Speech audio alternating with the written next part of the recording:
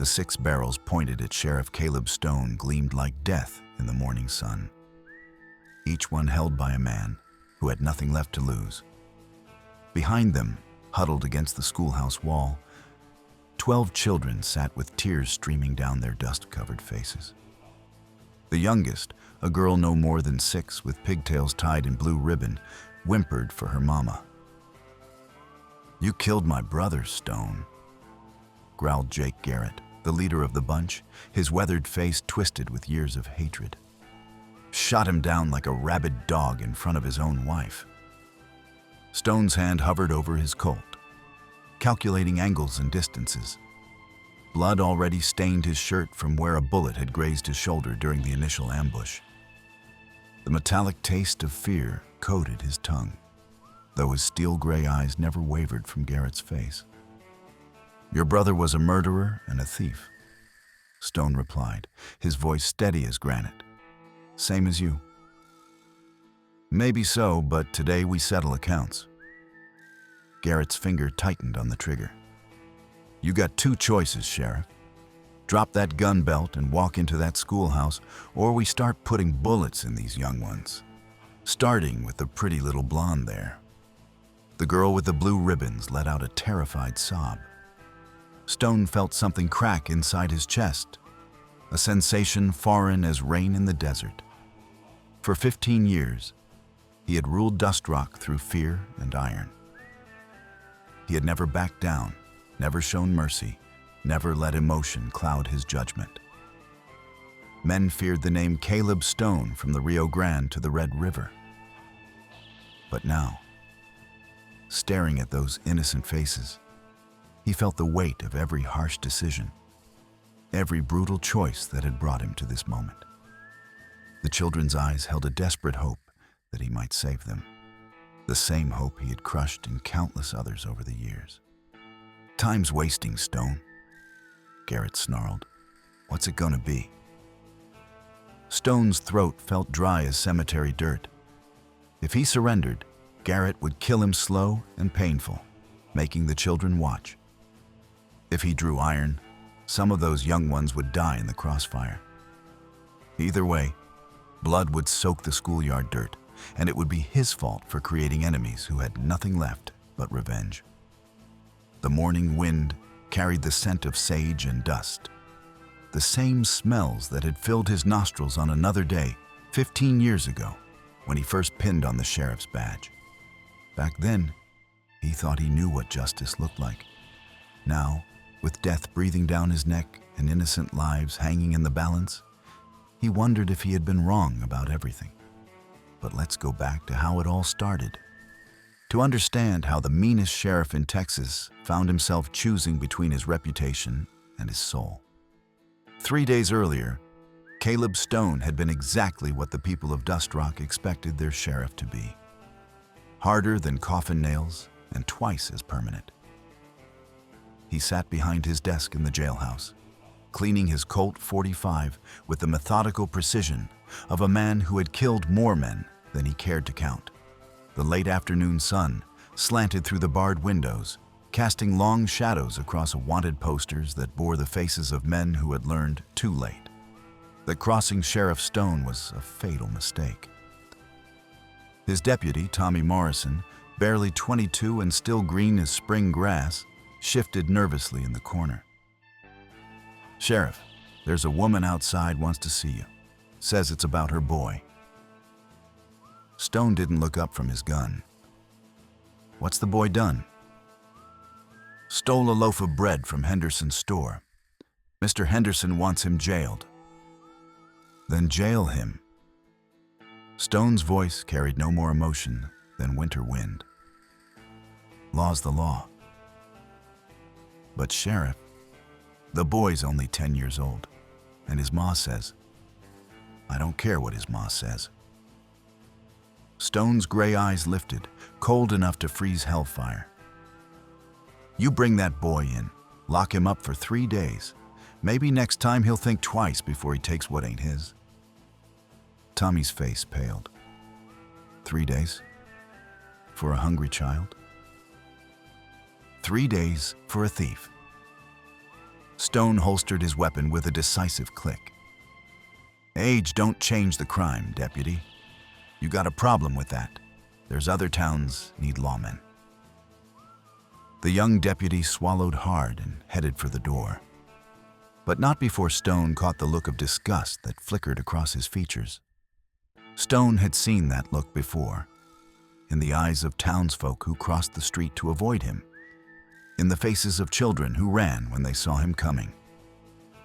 He told himself he didn't care. Fear was a tool, and he wielded it better than any man in Texas. The woman who entered Stone's office looked like she had been carved from heartache and weathered by hardship. Her dress, once blue, had faded to the color of winter sky, patched and repatched with whatever scraps she could find. Her hands, raw and cracked from washing other people's clothes, clutched a worn shawl around her thin shoulders. But her eyes, deep brown and fierce as a cornered wildcat, held no fear when they met Stone's cold stare. "Sheriff Stone?" she said, her voice steady despite the tremor in her hands. "I'm Mary Caldwell. That's my boy you're fixing to jail." Stone leaned back in his chair, studying her like a hawk studies a field mouse. "Your boy's a thief, Mrs. Caldwell. Lucky for him, I ain't charging him as an adult. He's hungry, Sheriff. We ain't eaten in 2 days." She stepped closer to his desk, close enough that he could see the hollow places in her cheeks, the way her dress hung loose on a frame that had known too little food for too long. His pa died in the mine collapse last spring. Since then, I've been taking in washing. But there ain't enough work to keep body and soul together. "Plenty of folks got troubles," Stone said, his voice flat as hammered iron. "Don't give them the right to steal." Mary Caldwell's jaw tightened. "What would you do, Sheriff? If it was your child starving, would you let him waste away for the sake of the law?" The question hit Stone like a physical blow, stirring memories he kept buried deeper than coffins. For just a moment, he saw another face, another time when hunger had driven desperate choices. But he crushed the memory before it could take root, the way he had learned to crush all weakness. "I'd find legal work," he said coldly. "There's always work for folks willing to do it." "I've been looking, Sheriff. Been to every business in town, every ranch within walking distance. Nobody's hiring a woman with a sick child." Her voice cracked slightly. "My boy's got the coughing sickness. Doc says he needs medicine, good food, warm clothes. I can't give him none of that washing clothes for pennies." Stone had built his reputation on being unmovable as a mountain, harder than the desert ground. For 15 years, he had never shown mercy, never bent the law, never let sentiment cloud his judgment. It was that iron will that had tamed Dust Rock when it was nothing but a collection of saloons and gambling houses where men died nightly in the streets. He remembered the day he first arrived, a young man with a badge and a burning need to prove himself. The previous sheriff lay dead in the dirt, gut shot by a drunk cowboy who thought the law didn't apply to him. The town council had been desperate enough to hire anyone willing to wear the star, even a 25-year-old with more anger than sense. That first night, 3 men had tested him. Stone had killed 2 and left the 3rd begging for his life in the street. Word spread fast that the new sheriff was death in human form. Within a year, Dust Rock had transformed from a hellhole to the most peaceful town in 3 counties. But peace had come at a price, paid in blood and fear. "Please, Sheriff," Mary Caldwell whispered, and something in her voice reached past his armor of ice. "I ain't asking you to ignore what he done. I'm asking for mercy. Let me work off what he owes. I'll scrub floors, tend horses, whatever you need. Just don't put my sick boy in that cold cell." Stone stared at her for a long moment, seeing something in her desperation that reminded him of another woman, another time when mercy might have made all the difference. His sister Sarah had looked just as desperate the night she begged him to help her escape their father's drunken rages. He had been too young then, too scared to act. By morning, Sarah was dead, and Stone had learned that the world was a place where the strong survived and the weak perished. "The boy serves his time," Stone said finally, but his voice lacked its usual edge. 3 days? No more, no less. Mary Caldwell's shoulders sagged in defeat. She turned toward the door, then stopped and looked back. "You know, Sheriff, folks in town say you got no heart. But I seen you watching the children play in the street sometimes when you think nobody's looking. Maybe you just forgot what it feels like to have one." After she left, Stone sat in the gathering darkness, her words echoing in his mind like gunshots in a canyon. Outside, he could hear Deputy Morrison leading the boy to the cells, the child's coughing rattling like dry leaves in the wind. Stone tried to focus on his paperwork, but his hands seemed unsteady, and the words blurred on the page. That night, for the first time in years, Caleb Stone lay awake staring at the ceiling, wondering if the price of peace had been too high, and if mercy was a luxury he could no longer afford to ignore.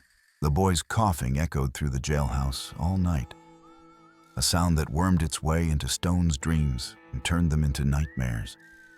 By dawn, the sheriff had made a decision that would crack the foundation of everything he had built in Dust Rock.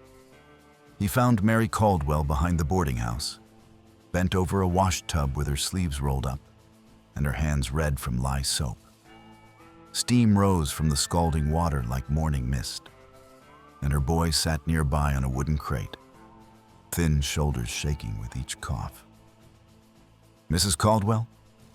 Stone called out, his voice rougher than usual. She straightened slowly, wariness replacing the surprise in her eyes. "Sheriff, come to tell me my boy ain't suffering enough in your jail?"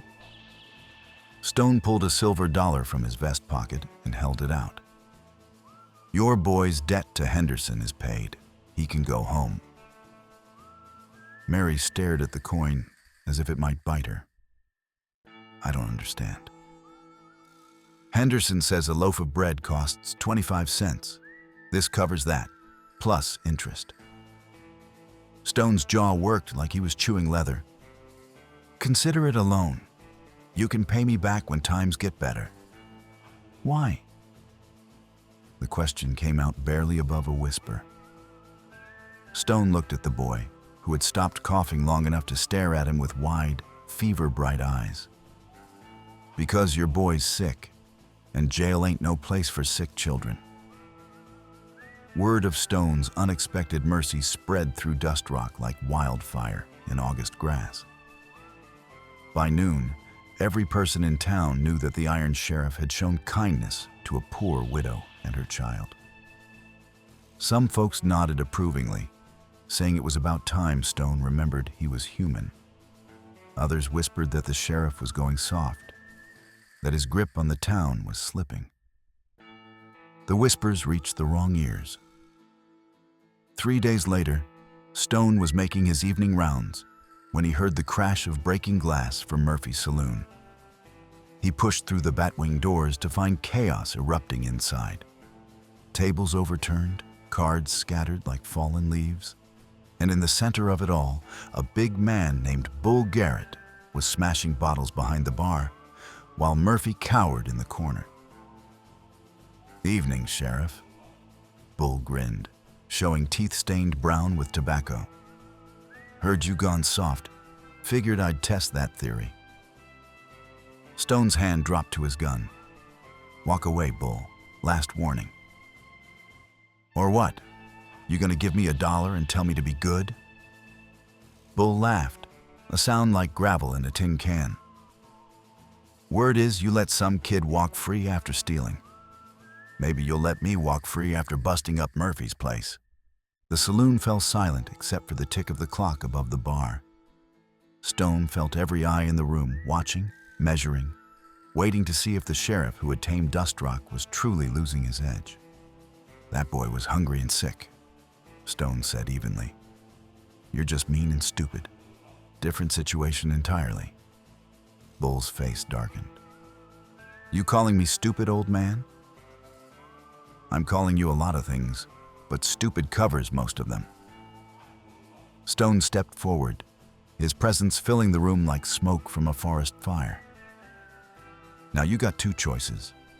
Pay Murphy for the damage and walk out of here, or I'll drag you to jail by your ears." Bull reached for the gun on his hip, but Stone's Colt was already in his hand, the barrel aimed steady at Bull's chest. The speed of the draw reminded everyone why Caleb Stone was still alive after 15 years of wearing a badge. "Don't do it, Bull," Stone warned. "I may have shown mercy to a child, but that don't mean I've forgotten how to kill a man." Bull's hand froze halfway to his gun. Sweat beaded on his forehead as he stared down the barrel of Stone's Colt. "This ain't over, Sheriff." "Yes, it is." Stone's voice was quiet, deadly. "Pay Murphy, then get out of my town. If I see you in Dustrock after sunrise, I'll shoot you on sight." Bull threw money on the bar and stalked out, but not before Stone caught the promise of violence in his eyes. The sheriff holstered his weapon and turned to address the room. "Any man thinks I've gone soft is welcome to test me," he announced. "But remember this, mercy for the desperate ain't the same as weakness. I'll still put down any man who threatens the peace of this town." But as Stone walked back to his office, he felt the weight of watching eyes and whispered conversations. His act of kindness had done more than free a sick child. It had opened a crack in his armor, and predators could smell weakness like blood in the water. That night, Deputy Morrison brought disturbing news. "Sheriff, I've been hearing talk. Some of the rougher element think you're losing your nerve. Bull Garrett's got brothers, and they ain't the forgiving type. Word is they're coming to settle accounts." Stone cleaned his gun in the lamplight, each motion deliberate and sure. "Let them come. I've buried better men than the Garretts."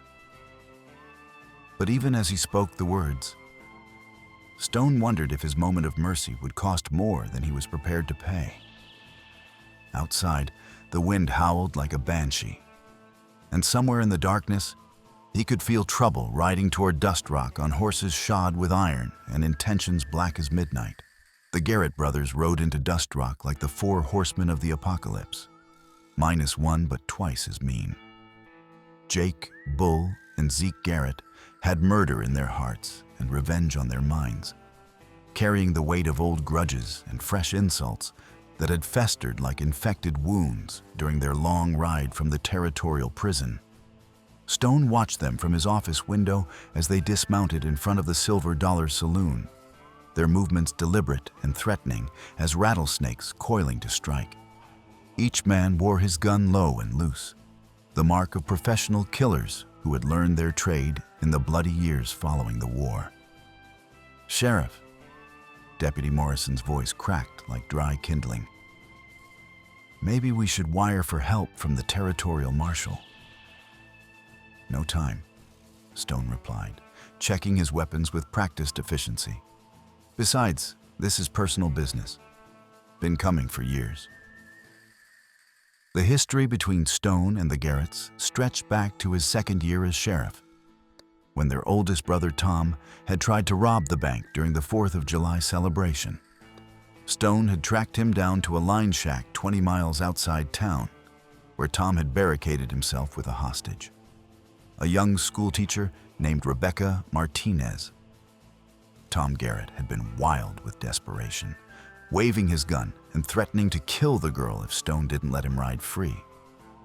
Stone had tried negotiating, offered himself in trade, even promised safe passage out of the territory. But Tom was past reasoning, driven mad by cornered animal fear and rot-gut whiskey. The shot that ended it all had been perfect. A bullet through Tom's gun hand that sent his weapon spinning into the dirt. The teacher was safe, Tom was captured, and justice was served. But at the trial, when the judge sentenced Tom to hang for attempted murder and robbery, the Garrett family had sworn vengeance on the sheriff who had destroyed their brother. Now, 5 years later, that blood debt had come to collect. Stone stepped onto the boardwalk, his boots echoing in the sudden silence that had fallen over Main Street. Shopkeepers hurried inside and slammed shutters closed. Mothers snatched children from the dusty road and disappeared into doorways. Even the dogs seemed to sense the approaching storm and slunk away to hide. "Jake Garrett," Stone called out, his voice carrying clear across the street. "Heard you boys were back in circulation." Jake turned slowly, his scarred face splitting into a grin that held no warmth. "Sheriff Stone, been looking forward to this reunion?" "I imagine you have." Stone stepped down into the street, positioning himself where he had room to maneuver. "Your brother chose his path, same as you're choosing yours now." "Tom was family," Bull growled, his hand hovering near his gun. "Blood don't forget." "Blood don't think either," Stone replied. "If it did, you boys would ride on and find some other town to terrorize." Zeke, the youngest of the three, spat tobacco juice into the dirt. "We got business here, Sheriff. Personal business." Stone felt the familiar cold calm settling over him. The same ice-water focus that had kept him alive through dozens of gunfights. But beneath the surface, something had changed since his encounter with Mary Caldwell and her sick boy. The absolute certainty that had always guided his actions felt less solid, like rock beginning to crack under pressure. "Then let's settle it," Stone said. "Just you and me, Jake. No need to involve your brothers or anyone else." Jake laughed, a sound like breaking glass. "You think we're here for a fair fight, after what you did to Tom?" He gestured to his brothers, who spread out to flank Stone. "This is an execution, Sheriff. Been planning it for 5 years." The trap was closing, and Stone realized with crystal clarity that his reputation for mercy had made him careless. The old Stone would have anticipated this, would have struck first and asked questions later. But something had changed inside him. Some fundamental shift that made him hope for redemption, even in killers like the Garretts. "Last chance to ride away," Stone warned, though he knew they wouldn't take it. "Same to you," Jake replied. "But we both know how this ends." That's when the schoolhouse bell began to ring, its bronze voice crying out in desperate alarm across the town. Stone's blood turned to ice as he realized what the signal meant. Children in danger. "What have you done?" Stone demanded. Jake's grin widened. "Insurance, Sheriff. My cousin Eddie's got a dozen young ones locked up in the schoolhouse. You try to draw on us, and those children start dying. 1 bullet for every one of ours that gets hurt." Stone felt the world tilt beneath his feet. His moment of mercy, his single act of kindness toward a desperate mother, had led directly to this nightmare. The Garretts had studied him, learned his weaknesses, and found the one thing that could break his iron will. Innocent lives held hostage. "You want those children to live?" Jake continued. "You drop that gun belt and walk real nice toward the schoolhouse. Time to pay for what you did to our brother." The wind picked up, swirling dust devils down Main Street as Stone faced the hardest choice of his life. Everything he had built, every reputation earned in blood and fear, came down to this moment when mercy and justice stood on opposite sides of an impossible decision.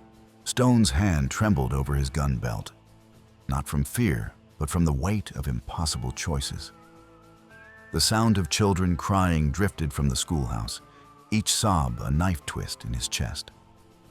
Behind him, he could hear shutters creaking open as townsfolk peered out to witness the destruction of their iron sheriff.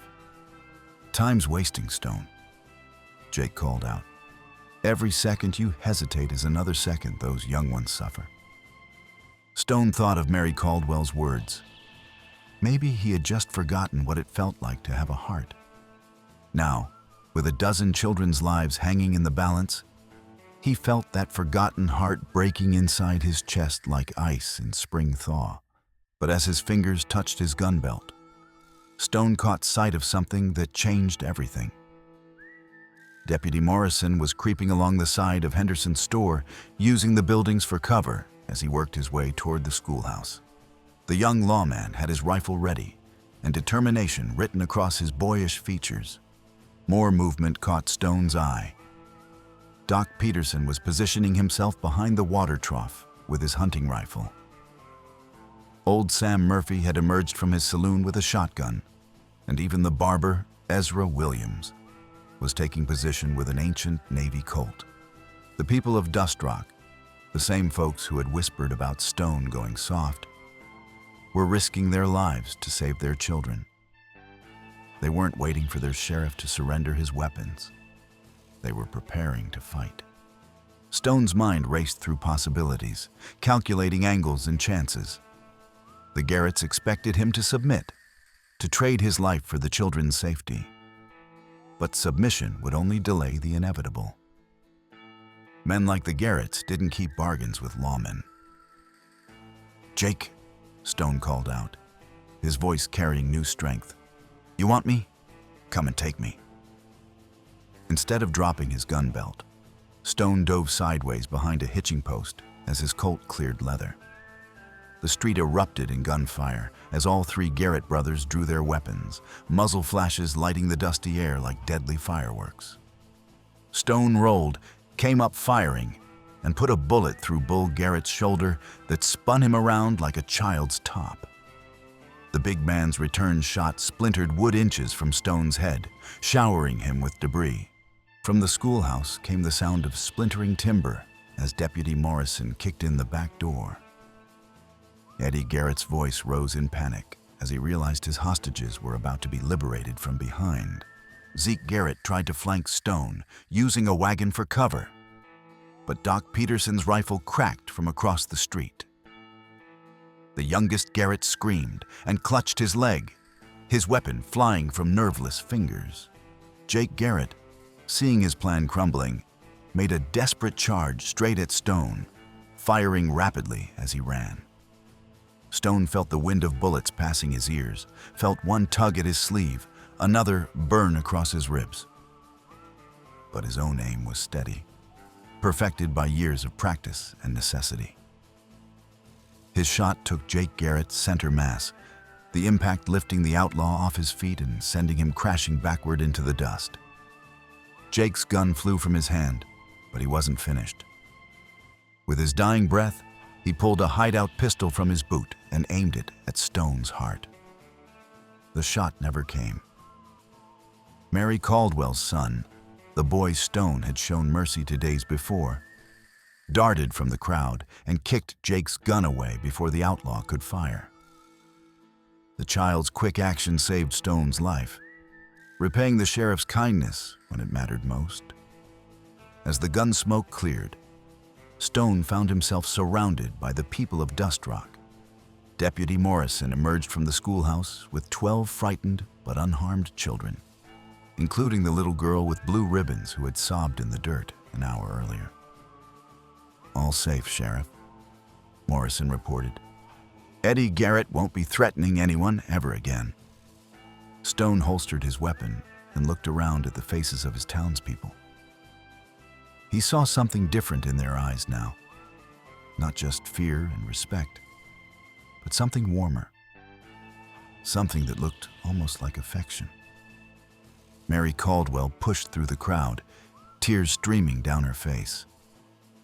"Sheriff, I don't know how to thank you. If you hadn't shown mercy to my boy, if you hadn't changed." "You saved my life right back," Stone said, looking down at her son. "Reckon that makes us even." The boy coughed, but it sounded better than before. "Sheriff? Ma says you're not as mean as folks think." Stone knelt down to the child's level, his weathered face softening in a way that would have shocked him a week earlier. "Maybe your ma's right, son. Maybe I just forgot how to be anything else." As the sun set over Dust Rock, painting the sky the color of blood and gold, Sheriff Caleb Stone walked back to his office with a different stride. The iron was still there, the strength that had tamed a wild town and kept the peace for 15 years. But now it was tempered with something stronger. The knowledge that true strength came not from inspiring fear, but from protecting those who couldn't protect themselves. The meanest sheriff in Texas had learned that one act of kindness could change everything, including the man who performed it. And in the growing darkness, as mothers called their children home and fathers secured their shops, the town of Dust Rock settled into a peace that felt different somehow. Safer, more human. Stone had discovered that mercy wasn't weakness. It was the courage to be better than the world expected you to be. In the years that followed, stories spread across Texas about the sheriff who had faced down the Garrett gang to save a dozen children. But those who knew Stone best understood that the real victory hadn't been won in gunfire and blood. It had been won in a moment of compassion for a desperate mother and her hungry child. The badge still gleamed on Stone's chest, and his reputation for justice remained unshakable. But mercy had found a permanent place beside it, tempering iron with humanity. Children no longer ran when they saw him coming. Shopkeepers greeted him with genuine smiles instead of fearful nods. And sometimes, on quiet Sunday mornings, he could be seen teaching young boys how to whittle or helping widows carry their groceries.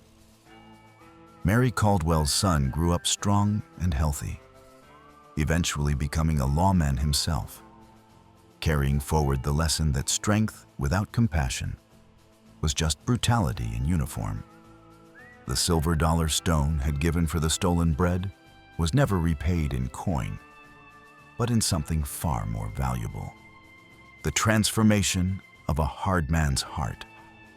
Dust Rock remained the most peaceful town in 3 counties, but now it was a peace built on respect rather than fear, protected by a sheriff who had learned that the strongest steel was forged in the fires of mercy.